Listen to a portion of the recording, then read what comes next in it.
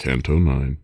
That hue of cowardice which blanched upon my countenance when I saw my leader turn, all the more swiftly checked it in his own. He held himself as one who listens hard, for the eye could not travel very far. Through that black air and through those briars of fog. Yet it must be, we have to win this fight. If not, but such a person offered it. How long it seems before our helper comes?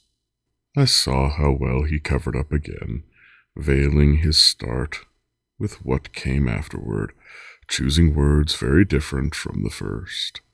But still I was dismayed by what he said. It could be that I drew from his clipped speech a meaning darker than its true intent. Down to the bottom of this dismal shell has anyone descended from the rim, whose severed hope is his sole pain in hell? I asked this question. Rarely, he replied. It comes about that one of us will make the journey here along the path I take. It's true that I've come down here once before, conjured to by the cruel witch Eretho, who summoned souls to animate the corpse. My flesh had not been stripped of me for long, when I was forced to come inside these walls to drag a spirit back from Judas's ring. That is the lowest and the blackest place, the farthest from the heaven that turns all things. I know the journey well, so rest assured.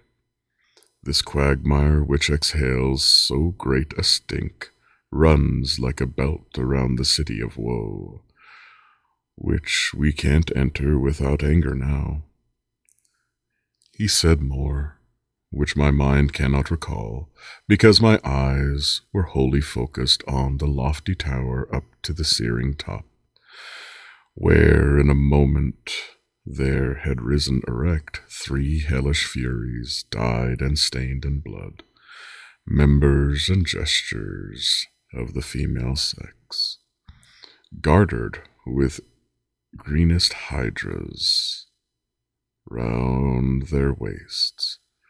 Adders and small horned vipers formed their hair, twisting about the temples of those beasts. And he, who knew those shabby handmaids of Hecate, queen of everlasting woe, said to me, "See the fierce Erinyes there? Megara is the fury on the left. She is Alecto, wailing on the right. Tisiphone in the center." That was all. And each one clawed her nails to cleave her chest, beat her breast with her palms, and shrieked so loud I flinched, and to the poet's side I pressed. "Medusa, come, let's turn this one to stone," they cried together, staring down at us. "We blundered, letting Theseus get away. Quick!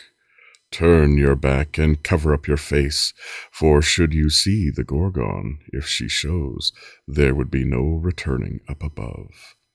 So my teacher said, as he himself turned me around, and since he didn't trust my own, he shut my eyes with his hands too.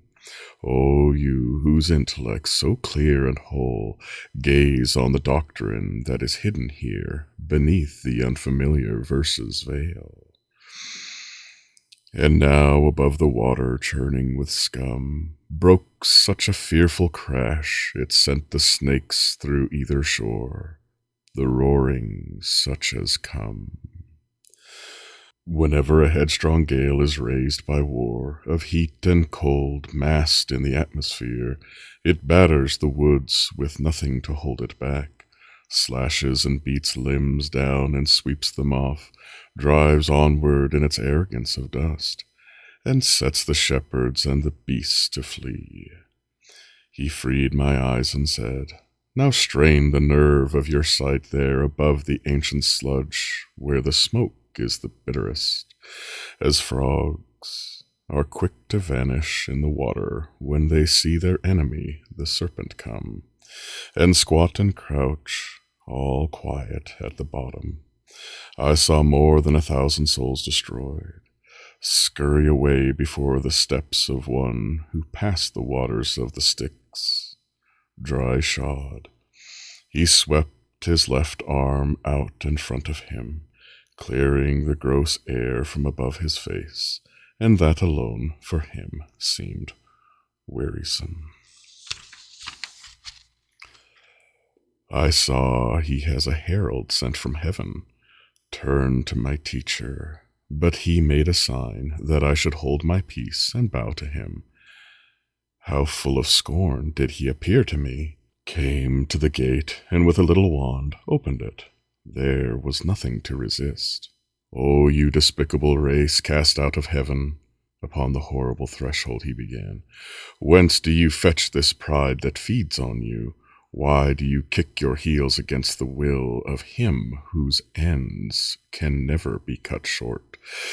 Who, many a time, has made your torments grow? What good is it to butt your heads at fate? Your Cerberus did so, if you may recall, and he still wears his chain and jowls skinned bald. Then he turned back along the filthy road without a word to us, as if he were someone with other business on his mind than what may press and sting the man before him.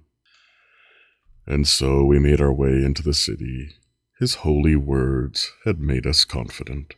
Without a battle, then we went inside.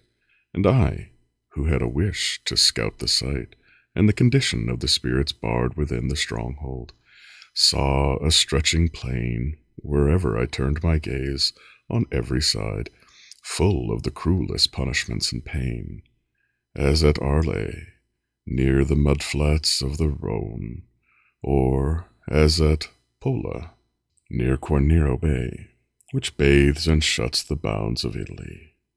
The crammed-in tombs make all the ground uneven, so did the tombs in this place. Everywhere, save that the manner made it crueler, for flames were sown among those open graves, and fired them to so great a temperature that iron forged red hot requires no more. All of their slabs hung open, and there came laments so bitter from within that they made them seem in misery indeed. "Teacher," I said, "who are those people there entombed within the arks, who can be heard by the great sighs of woe they give inside?" "These are the patriarchs of heresy," he said, "with all their followers, every sect. More than you'd think lie packed into these tombs. Heretics here are buried, like with like, and hot and less hot are their monuments." And after he turned right, we took our path between the tortures and the battlements. End of Canto 9.